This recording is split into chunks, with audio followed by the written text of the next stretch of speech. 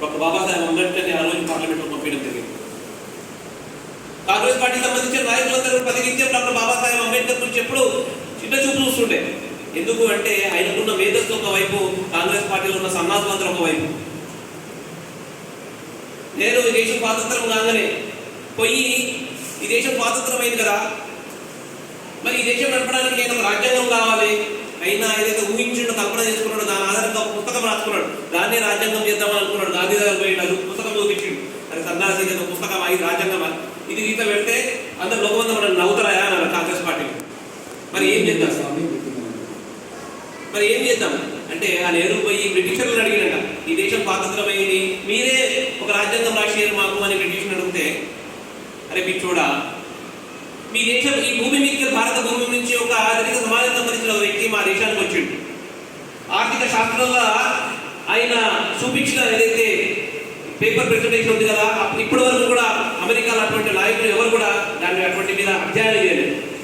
లండన్లో పోయి లా మీద చదివిండు, లా సంబంధించిన దాన్ని మించిన ఇంతవరకు మేధావి లేడు. అంటే ఏ శాస్త్రం చూసినా, ఆర్థిక శాస్త్రం చూసినా, అటు సామాజిక శాస్త్రం చూసినా నైపుణ్యం కలిగిన వ్యక్తి ఎవరైనా ఉన్నారంటే అది మీ దేశంలో ఉన్నాడు, అది డాక్టర్ బాబాసాహెబ్ అంబేద్కర్. అవునా అని నెహ్రూ తిరిగి భారతదేశంకి వచ్చిన తర్వాత గాంధీతో సంప్రదించిన తర్వాత డ్రాఫ్టింగ్ కమిటీ చేసి, డ్రాఫ్టింగ్ కమిటీలో చైర్మన్ చేసి డాక్టర్ బాబాసాహెబ్ అంబేద్కర్. వాస్తవానికి నెహ్రూ ఇష్టం లేకుండే, కానీ తప్పనిసరి పరిస్థితుల్లో డాక్టర్ బాబాసాహెబ్ అంబేద్కర్ని ఈ రాజ్యాంగ కమిటీకి ఏదైతే డ్రాఫ్ట్ చైర్మన్ చేయడం జరిగింది. అయితే డ్రాఫ్టింగ్ కమిటీ చైర్మన్లో చాలా మందిని మేధావులను కూడా పెట్టడం జరిగింది. కానీ ఏ మేధావి కూడా సమయం ఇవ్వలేదు. కేవలం డాక్టర్ బాబాసాహెబ్ అంబేద్కర్ తన రక్తాన్ని సిరాగా మార్చి కొంత చేతులతో రాసిన రాజ్యాంగం. అరే నా దళిత సమాజం ఏ రకంగా అయితే అణచివేతకు గురైంది, నా దళిత సమాజం ఆర్థికంగా దరిద్రమై నెట్టివేయబడ్డది, నా దళిత సమాజము రకరకాల కులపరమైన వివక్షకు ఎదుర్కొని ఇంకా అంధకారంలో ఉన్నది.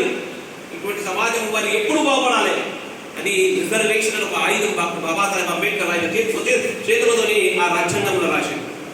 ఎందుకు రాసిండు?